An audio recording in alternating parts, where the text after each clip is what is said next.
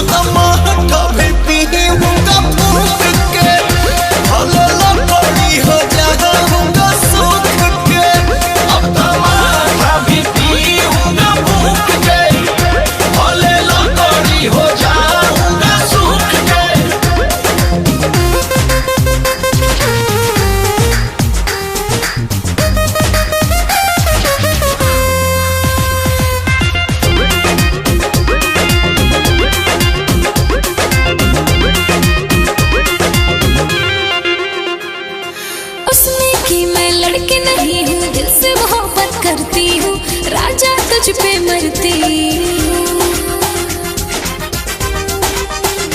हमरा लाइफ में बहुत मौत हो गया, इस पतियों से मुझे नफरत हो गया।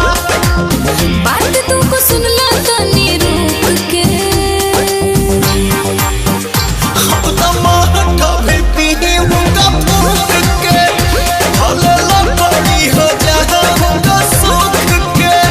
अब तो माथा भी पीनी होगा फूक के, भले लकड़ी हो जाऊंगा सूख के।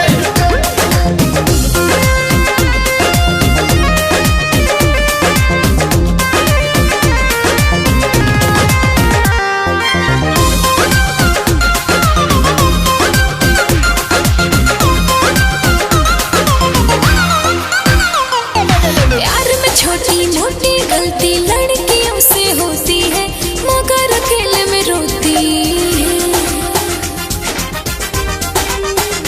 मैं इमोशन में कोई बर्बाद हो गया, तब लोभ के चक्कर से आजाद हो गया।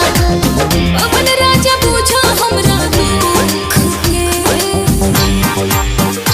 अब तो माथा भी पीहे होगा भूख के, भले लकड़ी हो जाऊंगा सूख के। अब तो माथा भी पीऊंगा भूख के, भले लकड़ी हो जाऊंगा सूख के। Presented by Adishakti film.